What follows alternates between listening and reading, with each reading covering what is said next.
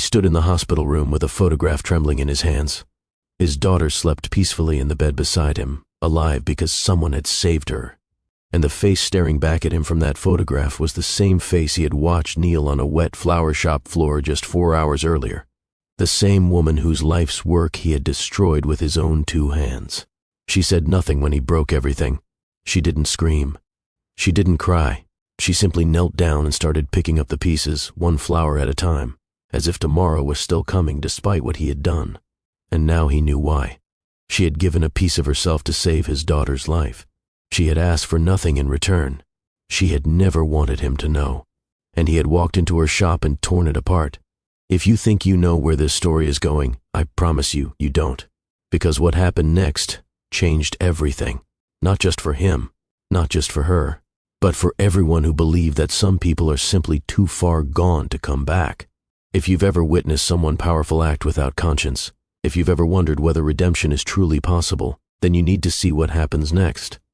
Hit that subscribe button right now, because this story is about to take a turn that nobody saw coming. Let me take you back to where it all began. The sound was almost delicate at first, the way porcelain meets tile when there is nothing to break its fall. A hand-painted pot decorated with tiny violets hit the ground and split clean in half. Dark soil scattered across the floor like something wounded spilling out. Then another pot followed. Then a row of glass cylinders filled with fresh-cut roses, water cascading in cold sheets across the wood and stone.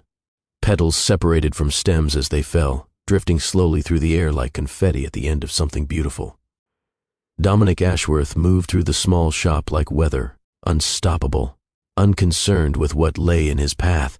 He swept his arm across a shelf of succulents, sent an entire display of wedding arrangements tumbling to the ground. A bucket of sunflowers tipped sideways. Ribbon spools unraveled across the wet floor. The sound of breaking things filled every corner of the room. And through all of it, Clara Mercer did not scream. She did not cry. She stood behind the counter with her hands pressed flat against its surface, watching him with an expression that had no name. It was not anger. It was not shock. It was something older than both of those things. Something that had learned, long ago, how to survive by staying very, very still. That stillness stopped Dominic mid-motion. He stood in the center of the ruined shop, breathing hard, his hands still raised as though he had intended to destroy something else and simply forgot. Water dripped from overturned containers. A single white petal floated slowly toward his shoe. Clara said nothing. She just looked at him. And in that silence, something turned over in his chest. Something uncomfortable. Something that felt almost like being seen. He didn't acknowledge it. He straightened his jacket, turned on his heel, and walked out the door without another word. The bell above the entrance chimed softly as he left. But this moment, this terrible, violent moment, this was not the beginning of the story. To understand how Dominic Ashworth became the kind of man who could destroy something so beautiful without hesitation, you have to understand who he was before power found him, and who he became because of it. Dominic Ashworth was 41 years old. He had spent the last 15 years becoming the kind of man whose name appeared on buildings, on headlines, on lists that ranked power the way others ranked net worth. But he had not always been this man. At 12 years old, Dominic came home from school to find his mother's closet empty. No note, no explanation, just hangers swinging slightly in the afternoon light, as though she had left in a hurry. His father never spoke about it. Not once. The silence became its own kind of language in that house. 2 years later, his father's business collapsed. They lost the house. They lost everything. Dominic spent his teenage years learning what it felt like to be invisible, to be the kid whose electricity got shut off, to be the one wearing shoes that were too small because there was no money for new ones. He made a promise to himself in those years, a quiet, burning promise that lived in his chest like a second heartbeat. He would never be powerless again, and he kept that promise. He bought his first distressed property at 26. By 30, he owned a dozen buildings. By 35, he was reshaping entire neighborhoods. Old theaters gave way to luxury condos. Corner stores became high-end retail spaces. Family restaurants that had served the same communities for generations were replaced by towers with his company's name in the lobby. Some called him ruthless. His investors called him reliable. His competitors called him inevitable. Nobody had ever called him kind, and he had made peace with that a long time ago. Everything has a price. That was his philosophy.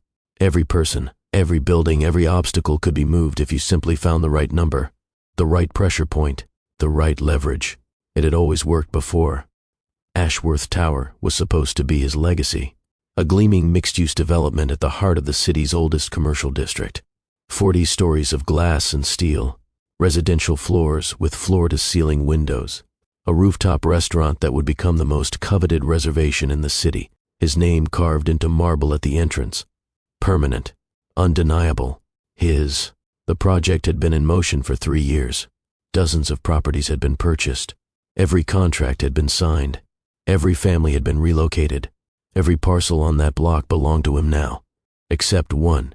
The Violet Hour sat at the corner of the development site like something that had simply refused to acknowledge time.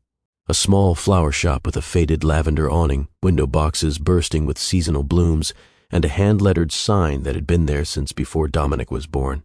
He had sent offers, 4 of them, each one more generous than the last, market value, then double, then enough to buy a house outright in any city in the country. Each time, Clara Mercer had declined, not with lawyers, not with counteroffers, just a handwritten note, polite and brief, thanking him for his interest and explaining that the shop was not for sale. His legal team had been direct. Construction could not begin until that parcel was secured. Every week of delay cost money, real money, the kind that made board members ask uncomfortable questions. And so Dominic decided he would handle it himself, because in his experience, resistance was simply the result of not yet having been confronted with enough pressure. He had no idea what he was walking into. The Violet Hour was not just a flower shop. It was a world unto itself.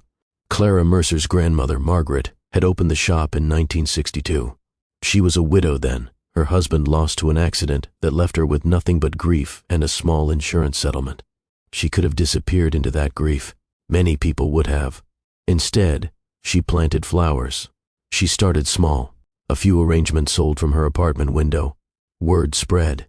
Neighbors began stopping by. Before long, she had saved enough to rent the corner space that would become the Violet Hour. For 40 years, Margaret Mercer built something that money could not measure. She knew every customer by name. She remembered what flowers they bought for anniversaries, for funerals, for ordinary Tuesdays when someone just needed beauty in their life. The shop became a gathering place, a constant, a small pocket of permanence in a city that never stopped changing. Clara grew up in the apartment above the shop. She learned to walk among the buckets of roses. She did her homework at the counter, while her grandmother wrapped bouquets. She absorbed her grandmother's philosophy without even realizing it. Flowers are love made visible, Margaret used to say. Every arrangement tells a story. Every bouquet carries a message that words cannot speak. When Margaret passed away 2 years ago, Clara inherited the shop. She could have sold it then. Several developers had already made offers. She could have taken the money, started fresh somewhere else, built something new. But this was not about money. This was the only thing she had left of her grandmother. The worn wooden floors that Margaret had walked for 40 years. The vintage vases she had collected from estate sales. The hand-painted sign that still bore the brushstrokes of Margaret's own hand. Some things are not for sale, not because they have no price, but because some things matter more than money. Clara understood that. Dominic Ashworth did not.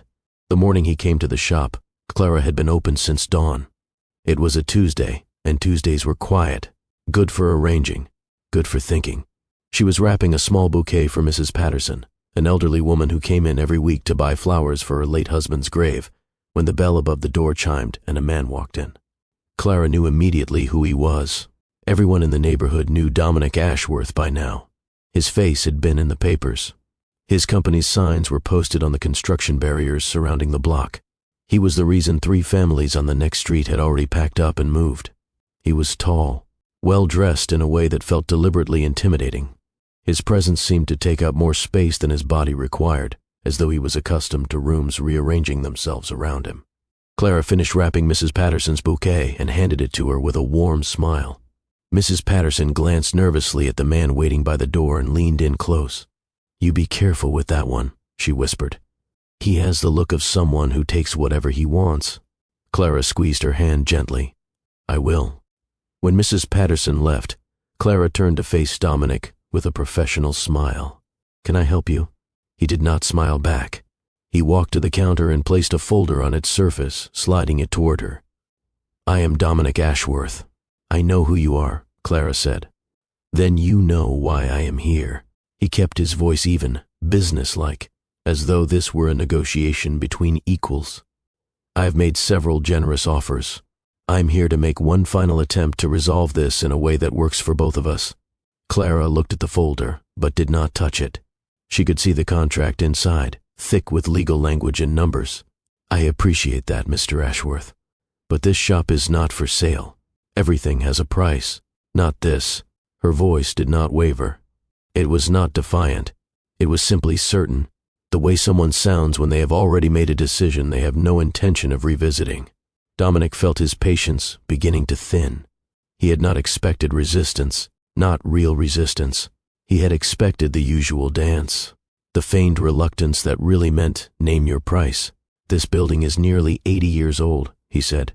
"The neighborhood is changing whether you want it to or not. I am offering you the chance to walk away with enough money to start over anywhere you want. A larger shop, a better location, whatever you want to build." Clara shook her head slowly. "My grandmother opened this shop in 1962. She raised my mother in the apartment upstairs. I learned to walk in this room. I do not want a better location, Mr. Ashworth. I want this one." Dominic exhaled sharply. "Your grandmother is gone." Even as the words left his mouth, he knew how cruel they sounded. He watched something flicker behind Clara's eyes. A flinch she quickly contained. "Yes," she said quietly. "She is. And this is the only thing I have left of her. This is a business negotiation, Ms. Mercer. I am not trying to erase anyone's memory. I am trying to build something that will benefit this entire city. Your sentimentality is not for sale," Clara finished. Her voice was still calm, but there was steel beneath it now. "I have given you my answer 4 times. The answer has not changed." Something broke loose in Dominic then. It was not a single emotion. It was several months of frustration colliding at once. The investors demanding updates, the permits with expiration dates, the contractors on hold, the board members questioning his judgment, the delays compounding week after week because of one woman who refused to see reason. "Do you understand what you are standing in the way of?" His voice rose. "Do you have any idea how much money is at stake? How many jobs? How many people are counting on this project to move forward?" "I understand," Clara said calmly. "I simply do not agree that your vision is more important than what already exists here." That calm, that unshakable, maddening calm, it was worse than anger, worse than shouting. It made him feel like she was looking straight through him and finding him small. His arm moved before he fully decided to let it. The first pot hit the floor, then the second, then the glass vases, the ribbon spools, the wedding arrangements that someone had probably ordered for the happiest day of their life. Water spread across the floor in cold puddles, petals scattered like confetti at the end of something. He did not stop until the shop looked like a storm had moved through it. When he finally went still, the only sound was his own ragged breathing. Clara knelt down slowly. She picked up a single rose from the floor, examined it for damage, and set it carefully aside, as though she still intended to use it, as though tomorrow was still coming despite everything. She looked up at him then. Her eyes were steady, unbroken. "You should go now, Mr. Ashworth." He stared at her for a long moment. He wanted her to scream, to cry, to give him something he could push against, but she gave him nothing except that terrible, patient stillness.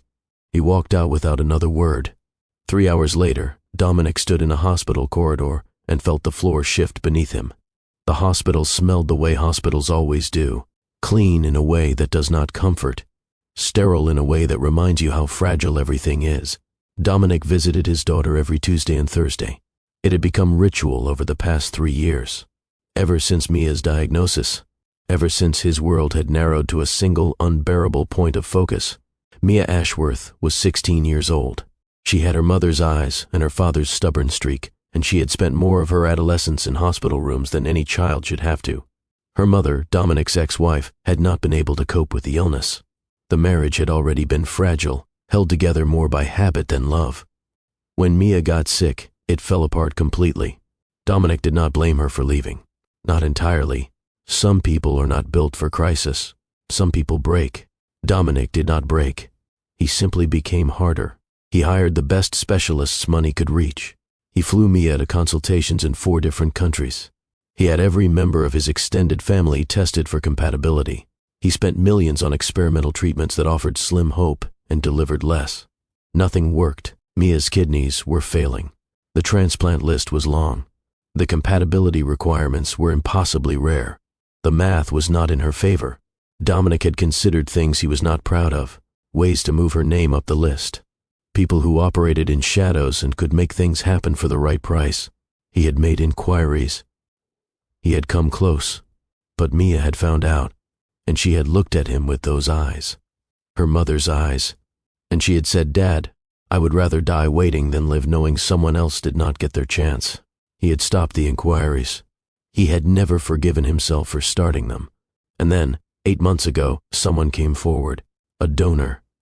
Anonymous, a perfect match against astronomical odds. The doctors had called it a miracle, because that is what you call something when the numbers cannot explain it. The surgery was successful. Mia recovered steadily. Her color returned. Her laughter came back.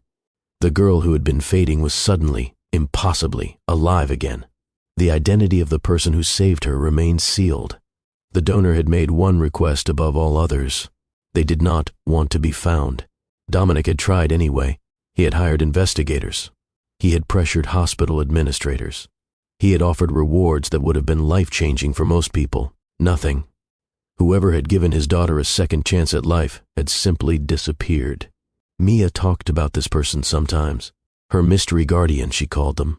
"Someone out there decided I was worth saving," she would say, and they did not even stay to be thanked. Dominic had always found it moving, and he had never stopped searching. That Tuesday evening, he arrived at the hospital later than usual. Mia was asleep when he entered her room. Her face was peaceful in the dim light. A book lay open on her chest. The monitors beeped steadily, counting the heartbeats he had nearly lost. He sat in the chair beside her bed and watched her breathe.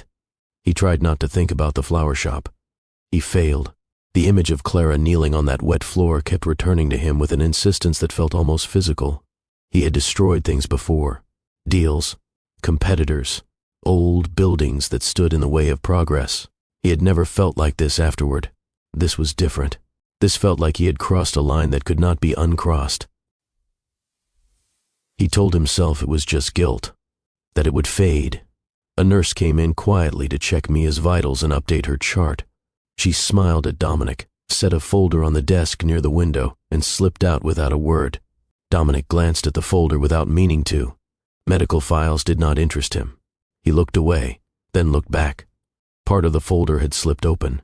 It was a follow-up document from the transplant, a routine administrative file attached to identity verification records. At the back, a photograph. Dominic leaned forward. He recognized her immediately.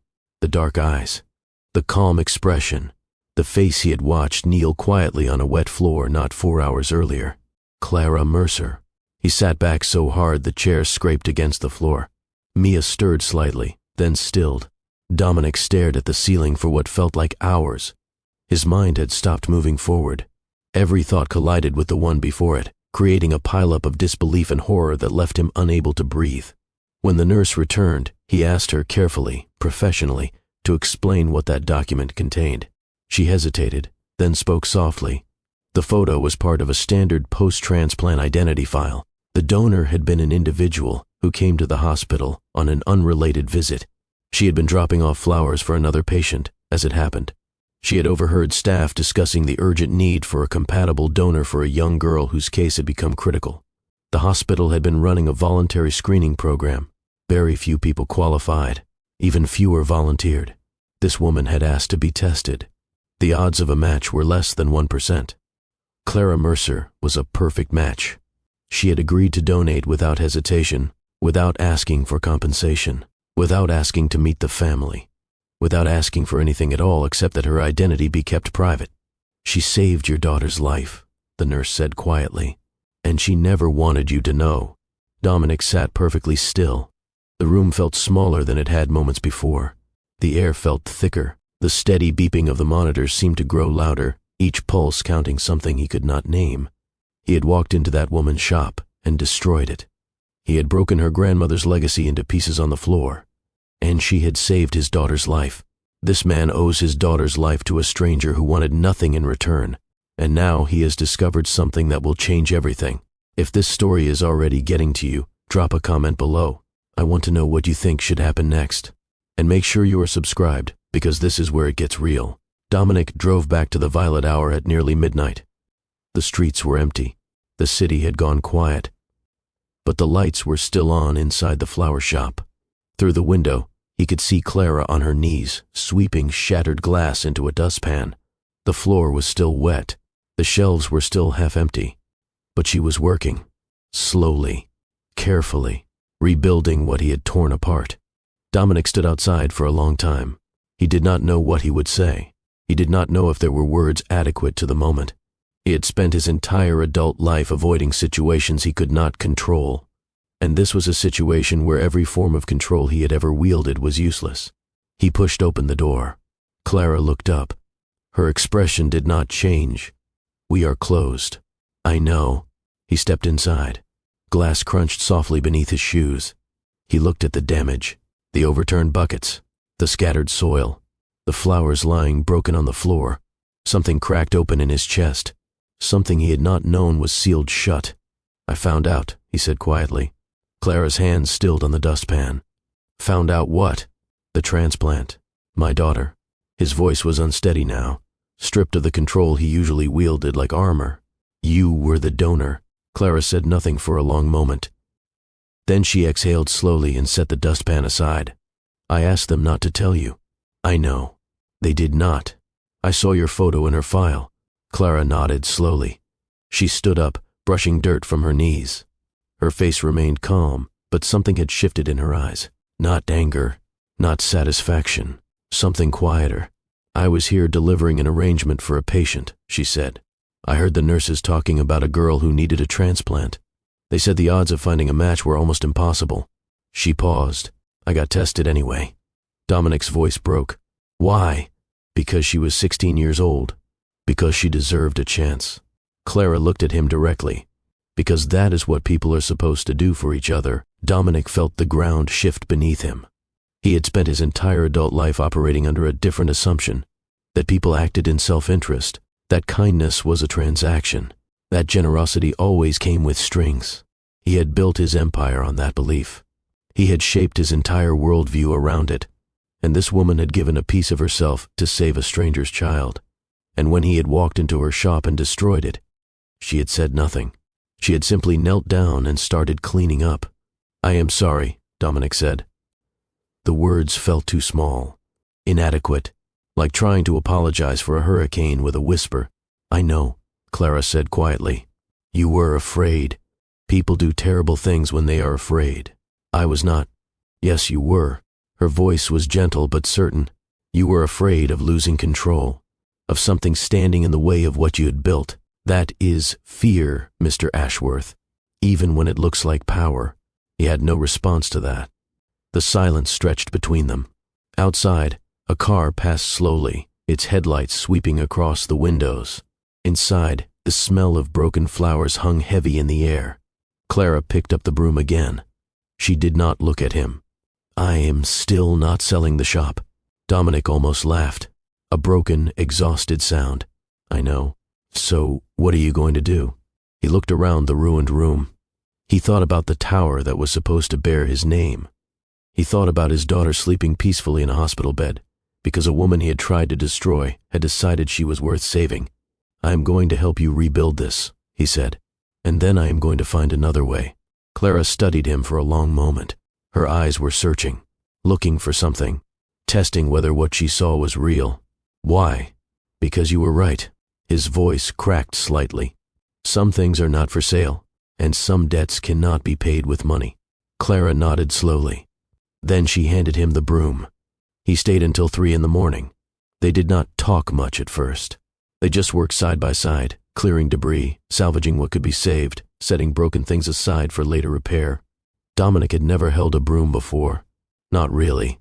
Not like this. He had people who cleaned, people who handled the messes. He had built an entire life specifically designed so he would never have to kneel on a wet floor and pick up broken pieces. But here he was, kneeling on a wet floor, picking up broken pieces, and somehow it felt more real than anything he had done in years. When the floor was finally clean, Clara made tea in the small back room. The kettle was old, the kind that whistled when the water was ready. The cups were mismatched. The space still smelled faintly of perfume that Dominic did not recognize. "My grandmother," Clara said, noticing him breathe it in. "She wore the same scent for 40 years. Lily of the valley. I cannot bring myself to air it out." They sat together in silence for a moment, steam rising from their cups. "She used to say that flowers are just love made visible," Clara continued. "She believed every arrangement told a story. Every bouquet carried a message the giver could not speak out loud." Dominic looked at her. "What message did you send my daughter?" Clara considered this, that someone out there believed she deserved to live, that strangers can still choose to be kind, that the world is not as cold as it sometimes feels. He looked down at his hands. They were dirty now, soil beneath his fingernails, cuts from broken glass. He could not remember the last time his hands had looked like this. "I do not know how to thank you," he said. "You do not have to. I want to." Clara smiled, the first real smile he had seen from her. It transformed her face in a way that made something twist in his chest. "Then, be the kind of father your daughter deserves," she said. "Be the kind of man who builds things without destroying everything in his path." She paused. "That would be thanks enough. This is the moment everything changes. A man who built his life on taking is about to learn what it means to give. If this story is speaking to you, share it with someone who needs to hear it. And leave a comment below. Have you ever had a moment that completely changed how you saw the world? I want to hear your story." Dominic returned to his office the next morning and called an emergency board meeting. The conference room fell silent when he walked in. They were expecting updates on acquisitions, reports on the timeline, news about the problematic corner property that had been delaying everything.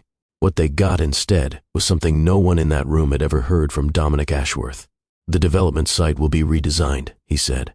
"The corner property will be preserved. We are going to integrate it into the project." The board members exchanged confused glances. One of them, a man named Harrison, who had been with the company for 8 years, leaned forward. "Integrated? You mean we are not acquiring it?" "I mean we are building around it," Dominic said. "A garden courtyard at the center of the tower. A space for something green and quiet in the middle of everything we're building. The flower shop stays." Harrison looked at him like he had started speaking another language. "Dominic, that will require completely redesigning the ground floor. The cost implications alone, I am aware of the costs. The investors will not understand. Then I will help them understand." Dominic's voice was calm but final. "This is not a discussion. This is a decision." The room remained silent for a long moment. Finally, Harrison asked the question everyone was thinking. "May I ask why?" Dominic looked at him. "Because some things matter more than money, and it is time I started acting like I believe that." After the meeting, he sat alone in his office for hours.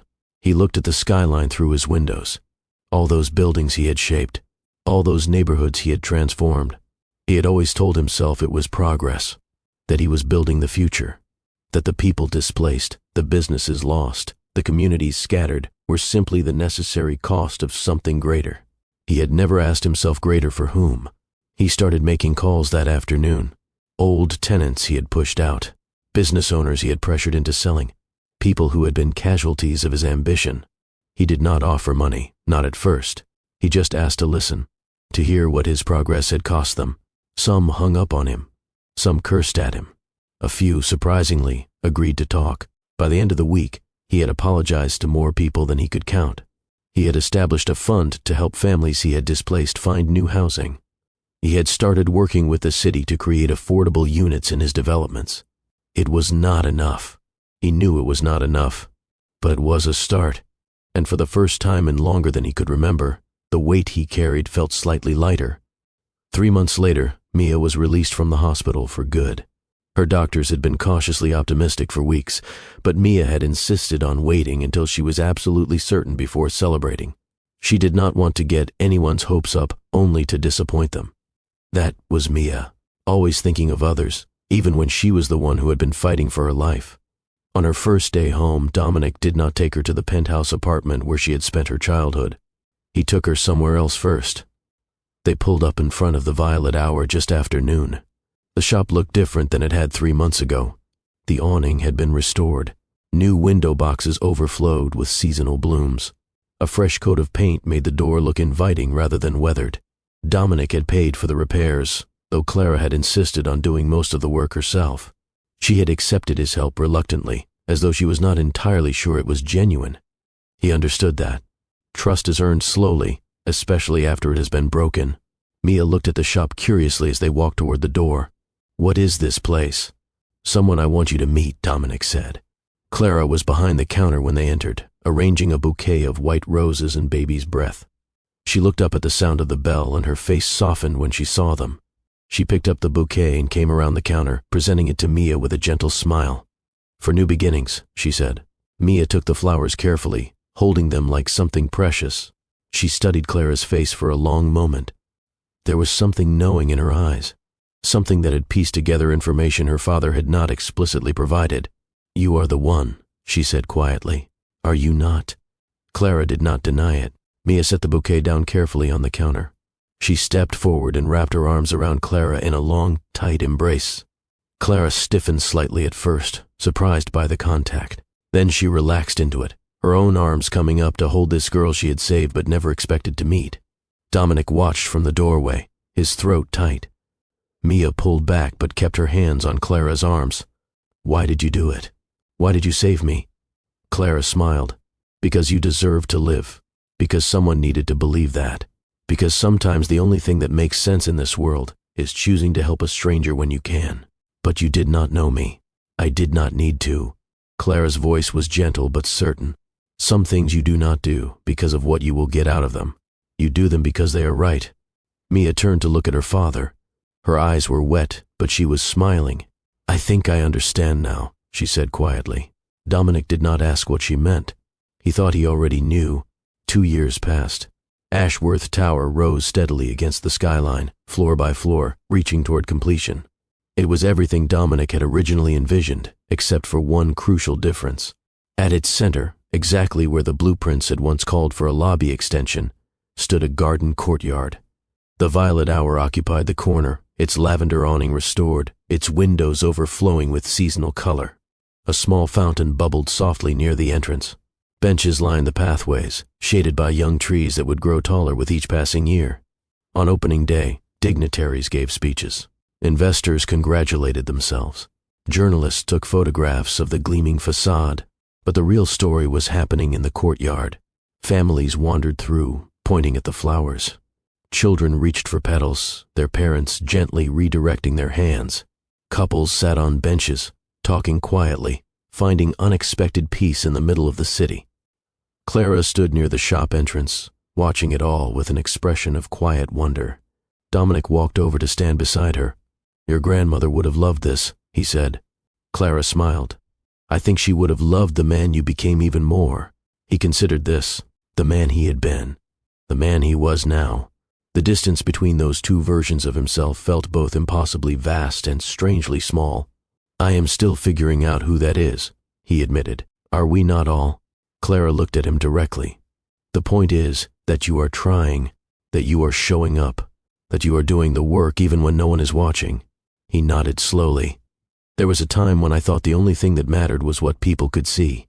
The buildings, the name on the wall, the proof that I had made something of myself. And now I know the things that matter most are usually invisible. The relationships, the choices, the moments when you could go one way and you choose to go another." They stood in comfortable silence for a moment, watching the courtyard fill with people. "There is a plaque," Clara said finally, "by the entrance. Have you seen it?" Dominic shook his head. They walked together to the courtyard entrance, where a small bronze plaque had been mounted on the wall. The inscription was simple, dedicated to Margaret Mercer, who taught us that flowers are love made visible, and to the stranger who reminded us that some things matter more than money. Dominic read the words several times. His throat tightened. "She would have liked that," Clara said softly. "She always believed people could change, even the difficult ones." He turned to look at her. "Did she believe that about me? She never met you. But she would have. Clara paused. She used to say that the people who need grace the most are usually the ones who deserve it the least, and that giving it anyway is the whole point. Mia appeared then, pushing through the crowd with 2 cups of coffee from a nearby vendor. At 18, she had grown into a confident young woman who carried herself with a strength that belied everything she had been through. She was also, somewhat unexpectedly, working part-time at the Violet Hour. It had started as a simple thank you gesture, stopping by on weekends, helping with deliveries, learning how to wrap bouquets, but somewhere along the way, it had become something more. Mia had found purpose in the shop that Clara's grandmother had built. She had found a mentor in Clara. She had found a different way of thinking about what a meaningful life might look like. Dominic had worried at first. He had built everything he had so that Mia would never have to struggle, so that she would have options, so that she could choose any path she wanted. What he had not expected was that she would choose this one. "I want to work here," she had told him 6 months ago. "Officially. I want to learn the business. I want to help Clara keep this place alive."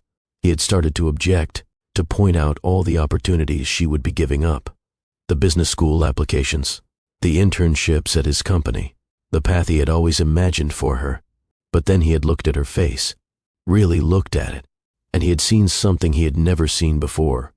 She was happy, not the performative happiness she had learned to project during difficult times, not the brave face she wore for doctors and nurses and concerned relatives.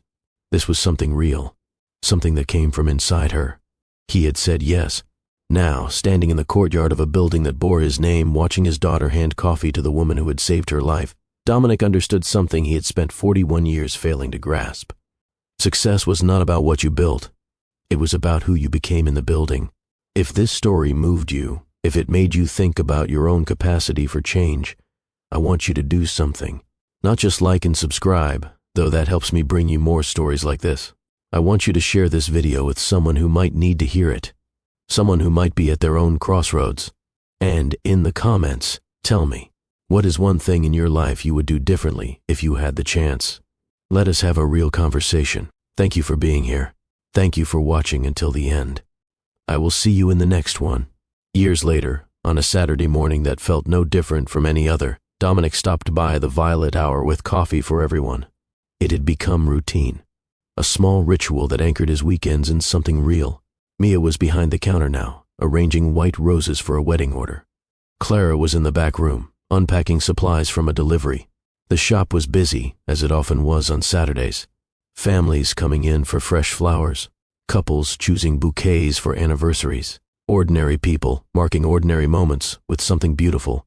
Dominic set the coffee cups on the counter and watched his daughter work. She had her mother's eyes. She had his stubborn streak, but she had something else now too, something that belonged only to her, a gentleness that the world had not managed to harden, a belief in connection that circumstance had not managed to break. She looked up and smiled at him. "You are staring again." "Sorry, I am just proud of you." Mia rolled her eyes, but she was smiling. "You say that every week, because it is true every week." Clara emerged from the back room, wiping her hands on her apron. She took the coffee Dominic offered with a nod of thanks. "Busy morning," she said. "Good busy. The best kind." They stood together in comfortable silence, watching the shop fill with customers. Through the windows, Dominic could see the tower rising behind them. His name was still carved into the marble at the entrance. His legacy was still written in glass and steel against the skyline. But the courtyard was where the light fell, where people gathered, where children reached for flowers and couples found peace and strangers chose to be kind to each other for no reason except that kindness was possible. He had spent his life building towers, but it had taken a flower shop to teach him that the most important things are not built at all. They are grown, slowly, with patience, with care, and sometimes with forgiveness we never deserved but were given anyway. The end.